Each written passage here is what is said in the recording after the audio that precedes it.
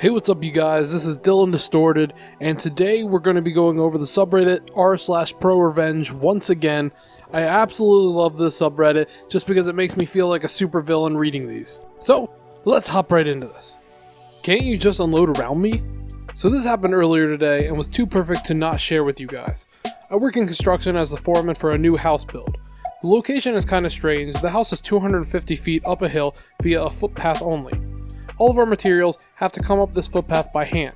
It's a pain in the ass to manually carry quite literally an entire house up this hill. One of our saving graces is having the 2 parking spots on the street at the bottom of this hill marked with official no parking signs. Unfortunately, there is an elementary school about a half a block away, and the parents of children seem to regularly, at least twice a day, think it is okay to park in the spots. Now, I consider myself a reasonable person, so if someone is parked in the spots and we don't have a delivery or I need to park a truck, I will let it go. If we need the spots and there's someone parked there, however, I will ask them to move nicely, and most of the time, they do so immediately. Until today. I get a phone call from the lumber delivery truck that is en route to our location. He says he'll be there in about 2 or 3 minutes. I let him know I will meet him at the street and make sure he has space to park. He's carrying all the material to frame the roof of our house, which is a lot of really big lumber and will easily take an hour to bring up the hill, so naturally, I didn't want him parked in the middle of the street with his hazards on for an hour, when we have a perfectly good parking spot for him. As I begin my trip down the hill, I notice there's a school parent sitting in her car idling. Assuming she's just waiting to pick up her child, I walk up to her car and politely let her know that she is parked in a no parking zone and we will really need to clear it and park a delivery truck. She scoffs at me and rudely states back, "I'll just be a few minutes and your truck isn't here, take a chill pill, dude." Before I can respond, a giant lumber truck comes around the corner and I wave to him, and then gesture towards him to the woman in the car, who has now put her window back up to ignore me. I put on the best customer service smile and wave at her through the window. She put it down halfway and angrily shouts, "What?" By now the truck has pulled up along her car and politely asks her again, with a stronger tone of voice, to move her vehicle, reminding her that she is illegally parked in a towaway zone. Then she gives me this wonderful idea. She says, "Can't you guys just unload around me? Jesus, it's not that hard." I give her another smile and walk away. A brilliant plan forming in my head. I instruct the delivery driver to park as closely to her as possible and block her in with the porta potty that is at one end of our reserved spots and the parked car that is parked just adjacent to our spots on the other end. He smiles because he immediately gets what I'm trying to do and proceeds to expertly block this lady and her car into a little 2 parking spot jail. We unstrap the lumber and my guys begin humping material up the hill. Meanwhile, I call the police parking enforcement to let them know the situation. At this point in time, I wasn't trying to get her in trouble, I just wanted a record of why we were blocking part of the street so we don't get in trouble with the city. The very friendly traffic officer lets me know that she can be there in about 30 minutes and deal with the situation for me. Wonderful. As we continue to unload the lumber, the child of the parent shows up, and wouldn't you know it, Mom is just now realizing that the lumber truck is parked so close she can't get out of her driver's side door to meet her kid. She awkwardly clambers across the inside of her car and stumbles out the passenger door, shooting glaring looks at me and the truck driver in the process. She loads her kid into the back and then begins to realize that she has no way of leaving. She comes storming up to myself and the driver and states, "I'm in a big hurry. You need to move your damn truck right now so I can go." Before I can respond, the driver gets a grin on his face and says, "Ma'am, in order to unload the lumber in the truck, we had to unstrap it, and per our company policy, I'm not allowed to move the truck with any unsecured load on it. Sorry." This sends her into near aneurysm level of blood pressure. Meanwhile, I can barely contain my laughter. "Fuck your policy, I have somewhere to be," she barks back at him. At this point, with impeccably convenient timing, the parking enforcement officer shows up and parks behind the truck. She doesn't see the officer arrive, and while the officer is still getting out of her vehicle, I just casually say, "Can't you just pull around it? It's not that hard." With the biggest shit-eating grin I've ever had, I watch as she realizes that I just used her line on her. "Fuck you," she yells and storms back into her car and angrily clambers back in through the passenger door and into the driver's seat. At this point, the officer is walking up to myself and the driver. Before she can even introduce herself, the mom in the car slams it into reverse and stomps on the gas, crashing into our porta potty and knocking it over, and then throws the car into drive and tries to mount the curb and drive on the sidewalk. The officer, driver, and I are staring in disbelief as she gets halfway over the curb and gets stuck. I can hear her screaming obscenities over the idling truck from inside her car. The officer promptly walks up to the door of the car and orders her out. My favorite part of the entire thing is watching her face go to shock as she realizes she just did all of that in front of a police officer. She gets slapped in cuffs as the parking officer calls for a second unit, and she is promptly sat on the very curb she tried to drive over. She sits on the curb yelling to the now 2 officers about how we told her she could stay there and that we never asked her to move. The traffic officer responds that she was the one who was originally called when she first refused to move, and that she already knows what's going on.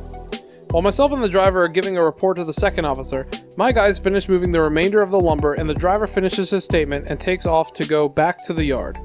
By the end of the ordeal, she was arrested, charged with child endangerment, her kid was in the back of the car the whole time, reckless driving, destruction of property, the porta potty, and driving on a suspended license. On top of all that, she also got her car towed.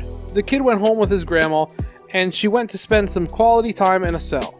I never expected her to actually heed my advice to just pull around it, but I think next time she'll probably think twice about parking in a tow-away zone, if she ever gets a license again. I can't believe how stupid these people are. Like, I really hope that these stories are fake. Reading these stories continuously is starting to give me such a headache to think that these people actually exist. I mean, come on, you knocked a porta potty over? Like, just freaking leave. Like, if someone asks you nicely and you know you're in the wrong because it says, don't park here, tow-away zone, you know you're in the wrong, so why don't you just own up to it and say, hey, you're right, I will park somewhere else. Why do you always double down? Like, come on. Landlord is jealous of my income, raises my rent $500. I screw him years later for $20,000. In the late 90s, wife and I were just married, just getting started, and we decided to dink, double income, no kids, for a few years to save up for a down payment on a house. The dot-com bubble was still rising, and I was a newly minted software developer. I had an entry-level job for a while and then got recruited to a new city and new job that paid 3 times what I was making before. It was an offer too good to pass up. I ran the numbers and it was a no-brainer. By living frugally and saving my entire salary, living off just her income, we could easily have enough in a year to put 20% down payment on a new house. We rented an apartment in the new city that was listed for $950 a month. The landlord was a real estate agent who owned a 2-bedroom condo as an investment property. Let's call him Hank Wazowski. Hank was a thin, gray, no-nonsense guy. He was pleasant enough, but perfunctory, dry, and had no sense of humor. He made a point of explaining that under no circumstances was he responsible for maintaining the garbage disposal, and that it was not included in the rental agreement, and he would not be responsible for fixing it were it to break. Okay. He seemed slightly amused by us, a clueless, young, newlywed couple, but I could tell he wanted to rent to us because we were very obviously a safe choice as renters. We filled out the rental agreement and the credit check, and this is where my troubles began. Hank looked hard at the credit application where I listed my job title, software developer, and my income, $75,000. For a 23-year-old in his second year out of college in the late 1990s, this is a small fortune. Throw in my wife's salary, and we were well over 6 figures in income, renting an apartment far beneath our means. Like I said, dink is the way to go when starting out.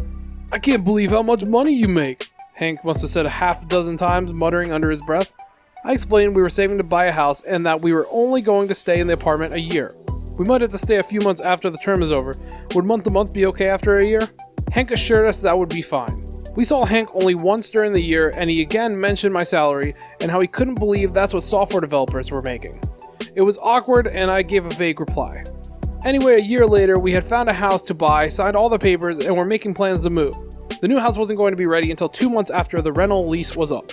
So I called Hank to ask if we could, as we discussed, simply extend the lease by 2 months before moving out. Hank assured me on the phone it would be no problem and he would send over an extension for us to sign. The extension arrived in the mail and it included a month-to-month clause and a $500 increase in the rent. I flipped out and called him. Hank, why are you increasing the rent over 50%? That's too much. That's more than my new mortgage is going to be. He was super condescending to me. Rocky Moose, it's what the apartment goes for now. I would be losing money by renting it for less. I tried to reason with him, but it was very clear he knew we could afford the $500, had no choice in the matter, and he was going to screw us over as best he could. He got angry with me for arguing my point, and I'll never forget his parting words. You don't have to like it, Rocky Moose, you just have to pay for it. My wife and I tried to figure out a way to move out early by putting our furniture in storage for a couple of months and crashing with friends, but it just wasn't going to work out. I swallowed my pride and wrote out the check for $14.50 for the extra month. A month later I wrote a similar check, and then we moved out. I made sure the apartment was spotless before moving, but still Hank withheld $300 from our security deposit for bullshit things that were just a way for him to squeeze a few more dollars from the kids who made too much money. $100 for cleaning? Sure, but $300 was obscene. In my mind, he had screwed me over for $1,200 and there was nothing I could do about it. What made it even more infuriating is that I saw the ad Hank put in the paper after we moved out, and he listed the apartment for rent at only $150 more than we had been paying originally. not the grossly inflated $500 increase, and it didn't rent. A month later, I saw the same ad and he had lowered the price to $75 more than we had been paying, and I assume it got rented since the ad stopped appearing. Fast forward about 5 years, life is good, the house is good, we have a baby, and even though the dot-com bubble has burst, I'm still employed. One day, out of the blue, I overhear one of my coworkers, Phil, a senior developer, talking to the guy working at the reception desk. "Hey Mike, I'm expecting someone to drop off some paperwork for me. If a Hank Wazowski asks for me, tell him I'll be right out." I freeze and get a taste of bile in my mouth, remembering how I had to write out that name on those checks all those years ago. There's no way it's the same guy, right? I walk over to Phil, who is still by the reception desk. "Phil," I say, "how do you know that name, Hank Wazowski?" Phil explains that Hank is his real estate agent. I bought a condo through him several years ago. I'm selling my condo now so I can buy a house. So I'm going to ask him to be my agent again. Do you know him? I tell Phil that I used to rent an apartment from Hank and describe what he looks like. Phil confirms the description. It's the same guy. Wow, small world, right? And on cue, right then the front door to the office opens and in walks Hank Wazowski. I stare in disbelief. He's carrying a folder of papers and doesn't recognize me. Phil and Hank shake hands and they talk for a few moments. I stand there silently, wondering what to do. Phil finally says, "Hank, this is my friend Rocky Moose. I think you may have already met?" "Yes, hello Hank, good to see you again. My wife and I were your tenants a few years ago on Blank Street. Remember the software developer who rented for a year saving to buy a house? Well, this is where I work, here, with Phil." Hank's eyes indicate he now remembers me and he's starting to put it all together. We shake hands and he says, yes, of course, he remembers and asks how we are doing. "Oh, we're just fine, thanks for asking. Phil says that you're his real estate agent. Small world, isn't it?" Hank nods pleasantly. He still doesn't remember the details of our last conversation. I do some quick math in my head. This is the early/mid 2000s. The real estate market is very strong and easy money for any agent. The crash of 2008 is still a few years in the future. I start to think out loud. Selling the condo for about $150 to $200,000, and you're looking at houses in the $500,000 range, so that's $650 to $700,000 in total transactions. An agent getting 3% on the sale and the purchase is getting around $20,000 for his trouble. That's a good commission for the agent, isn't it? Hank's eyes flash, and I can tell he remembers everything about me now. Phil is surprised at my passive-aggressive tone.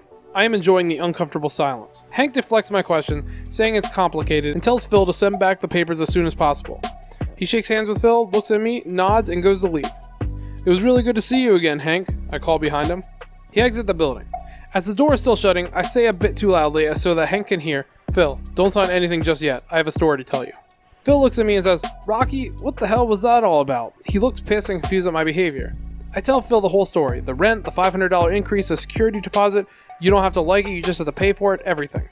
"Phil, you can't use this guy to sell your condo and buy a house. I hate him. He's evil. I'll help you find another real estate agent. Just use anyone but Hank." So the great thing about Phil is that, well, he's a great guy. He says he's a little surprised at my story and has always known Hank as a straightforward guy.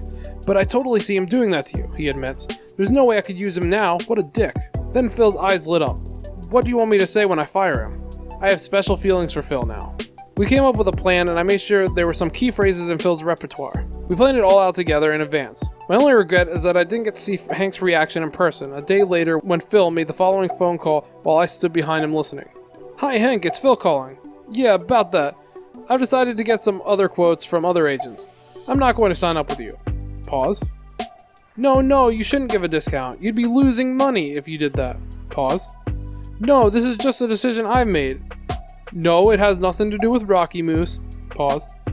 "Well, you don't have to like it, Hank. You just have to accept it. Goodbye." Click. And it was the greatest revenge I could have ever imagined. Through a chance meeting years later, Hank got screwed out of $20,000 in easy commissions. And the best part is Hank absolutely knew it had everything to do with Rocky Moose.